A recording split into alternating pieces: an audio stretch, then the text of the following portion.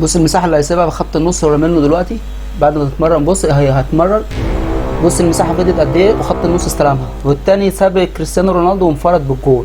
دي اسباب خسارتك انت في المطوشه. تعال اقول لك على 3 اخطاء بتعملهم في كل مباراه بتخسرك المباراه. اشترك في الاكاديميه وفعل الجرس عشان ما يفوتكش اي درس من دروس الاكاديميه. يلا بينا نبدا الشرح. اول غلطه واهم غلطه انك بتضغط طول المباراه، تفضل تضغط. بص لما بيضغطوا اللعيبه بيسيبوا مساحه وراهم للعيبه. كريستيانو انفرد بسبب الضغط، اللي خط الوسط خد الكره في مساحه بسبب الضغط. اكبر غلط انك تفضل تضغط طول المباراه.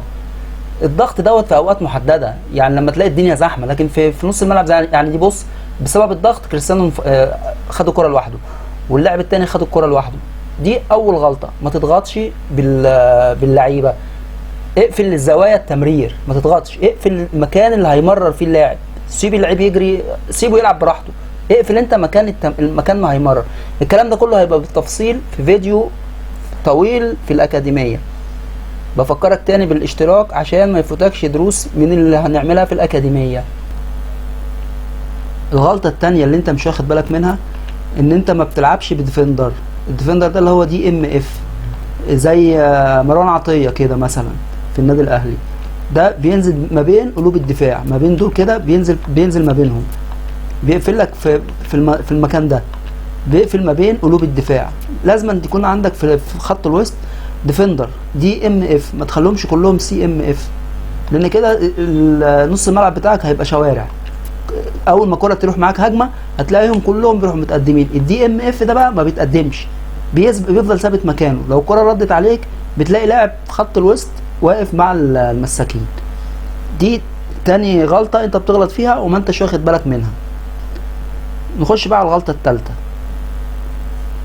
الغلطه الثالثه بتبقى في التمركز وخط الدفاع. في الاتنين دول التمركز انت بتخليه عالي قوي، 20 18 17، لكن كل ما هتعليه كل ما اللعيبه هتفرش في خط الدفاع.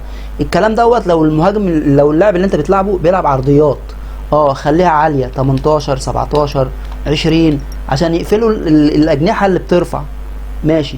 لكن طول ما هم قليلين اقل من 5 هتلاقيهم قريبين من بعض، هتلاقي اللعيبه متماسكه في خط الدفاع، مش مفيش مساحات ما بينهم. بس خلي بالك كل ده بيبقى مع الضغط، انك ما تضغطش عشان انت لما بتضغط بتفتح مساحات. حتى لو انت عاملهم اقل من 5 برضك هتسيب مكانهم مساحات لانك انت بتبقى ضاغط. وخط الدفاع خليه قليل، خليه برضك ما بين ال5 وال4 عشان خط الدفاع بتاعك ما يتقدمش لنص الملعب. كل ما بتعلي الرقم كل ما خط الدفاع بتاعك بتلاقيه متقدم. لكن لما بتخليه ما بين ال3 وال4 خط الدفاع بتاعك بيبقى جوه ال18. دول ال3 اسباب اللي بيخلوك تقع في غلط وبيخسروك المباراه. انا كده قلت لك ال3 اخطاء، وال3 اخطاء اللي انا قلتهم لك دول ده انا قلتهم لك كده سريعا. في فيديو ليهم هيبقى بالتفصيل عن الدفاع لوحده، هيبقى في فيديو ليه الدفاع لوحده، هيبقى في فيديو عن الدفاع بس. انا قلت لك ال3 اخطاء دول كده سريعا. انا كده خلصت الفيديو بتاعي. افكرك تاني بالاشتراك عشان والله العظيم الدروس اللي بتتقال في الاكاديميه مش هتسمعها بره، عشان ما يفوتكش درس. يلا السلام عليكم ورحمه الله وبركاته.